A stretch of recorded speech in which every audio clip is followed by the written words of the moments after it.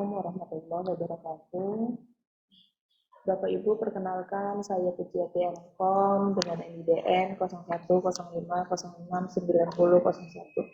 Saya salah satu dosen tetap di Universitas Potensi Utama Medan pada Fakultas Teknik Ilmu Komputer, khususnya di program studi Sistem Informasi. Bapak Ibu, dalam video kali ini saya akan menjelaskan tentang mata kuliah yang saya ampu. Mata kuliah yang saya ampu yaitu mata kuliah basis data. Nah, pada mata kuliah basis data ini, mahasiswa diharapkan mampu memahami lingkungan basis data, konsep data relasional, dan menggunakan alat bantu dalam merancang basis data, serta mahasiswa mampu menggunakan SQL dalam merancang dan membuat database, membuat user interface yang dikoneksikan dengan database dengan menerapkan bahasa SQL di dalamnya. Pada mata kuliah basis data ini kita ada 16 pertemuan, di mana pada pertemuan ke-8 itu pertemuan untuk ujian tengah semester, dan pada pertemuan ke-16 adalah pertemuan untuk ujian akhir semester. Pada pertemuan pertama untuk mata kuliah basis data, materi ajarnya itu adalah pengantar basis data, yaitu ruang lingkup mengenai mata kuliah yang diajarkan, perbedaan sistem file tradisional dengan sistem file basis data dan keterbatasannya, konsep data dasar basis data, dan keuntungan kerugian menggunakan basis data. Pada pertemuan pertama ini, tujuannya adalah mahasiswa mampu memahami konsep yang terdapat di dalam basis data. Kemudian mahasiswa mampu memahami elemen-elemen yang berada di dalam lingkungan basis data. Untuk pertemuan selanjutnya atau pertemuan kedua, bahan kajiannya itu adalah model data relasional. Itu ada pengertian model data relasional, keuntungan model relasional, istilah-istilah dalam model relasional, relational key, relational integrity.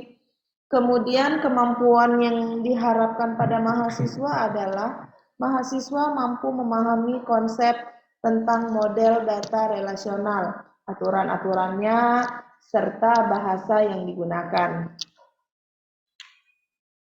Adapun di pertemuan ketiga dan keempat membahas tentang perintah-perintah yang ada di SQL, seperti perintah data definition language, kemudian perintah data manipulation language. Jadi biasanya di pertemuan ketiga itu khusus membahas perintah data definition language, kemudian pertemuan keempat itu kita membahas data manipulation language. Nah, di sini kita praktek langsung dengan mahasiswanya. Kemampuan akhir yang diharapkan untuk pertemuan ketiga dan keempat itu, mahasiswa mampu memahami dan menggunakan perintah-perintah yang ada di SQL. Perintah create, alter, drop, insert, dan lain-lainnya.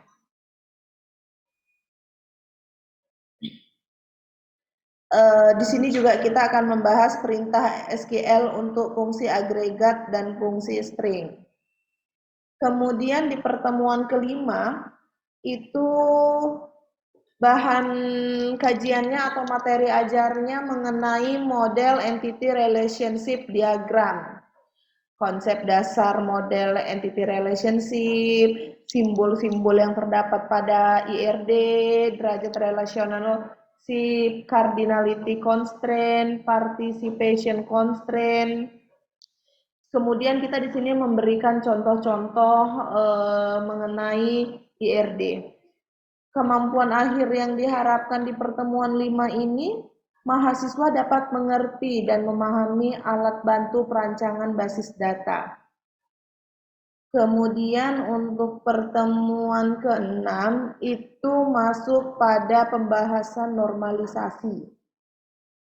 Normalisasi yang pertama ada konsep dasar normalisasi, pengertian dan tujuan normalisasi, tahapan normalisasi, pengertian ketergantungan fungsional, ketergantungan fungsional penuh, dan ketergantungan transitif.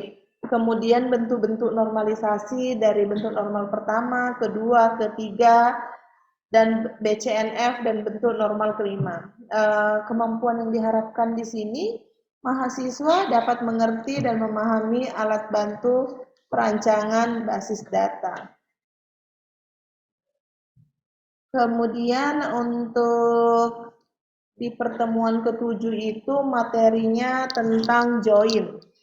Ada perintah untuk inner join, left join, right join. Nah, kemampuan akhir yang diharapkan di sini mahasiswa mampu menggunakan perintah join, left join, right join, union, dan subquery. Mampu menampilkan data lebih dari satu tabel karena kita menggunakan join ya. Jadi di sini mahasiswa dapat menampilkan data lebih dari satu tabel. Nah, di sini kita juga langsung praktek dengan mahasiswanya.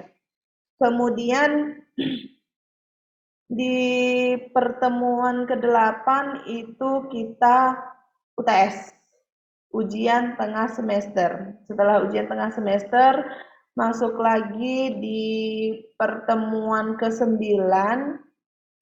itu perancangan dan pembuatan database. Nah, di sini kita sudah masuk dalam koneksi database, mengkoneksikan database, kemudian merancang dan membuat login yang dikoneksikan ke tabel. Nah, di sini kita sudah menggunakan aplikasi Microsoft SQL Server 2008 dan Microsoft Visual Studio 2010. Desainnya didesain di Microsoft Visual Studio 2010, kemudian untuk database-nya itu menggunakan aplikasi Microsoft SQL Server 2008.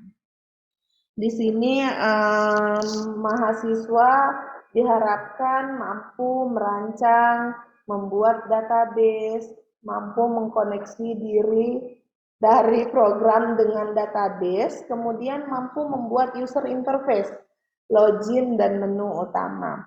Nah, di pertemuan ke-9 ini kita juga langsung praktek dengan mahasiswa. Kemudian di pertemuan ke-10 itu merancang dan membuat user interface form data user. Bisa ada menu add atau insert, kemudian delete dan edit. Di sini diharapkan mahasiswa mampu merancang dan membuat user interface from data user. Nah, ini dari pertemuan 9 sampai di pertemuan ke-15 itu kita menggunakan aplikasi SQL Server 2008 dan Microsoft Visual Studio 2010. Kemudian di pertemuan ke-11 juga kita merancang user face untuk form input dengan menu add atau insert, delete, edit, dan search. Sampai di pertemuan ke-15. Di sini diharapkan mahasiswa sudah membuat satu aplikasi atau satu proyek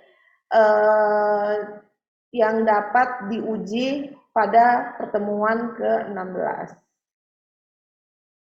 Nah, untuk sumber referensinya ada Rahimi Fitri dengan buku pemrograman basis data tahun 2020, Niluh Wiwi, Sri Rahayu, dan kawan-kawan, buku basis data 2020, Fatansyah, basis data penerbit informatika tahun 2012. Demikianlah pemaparan dari saya. Assalamualaikum warahmatullahi wabarakatuh.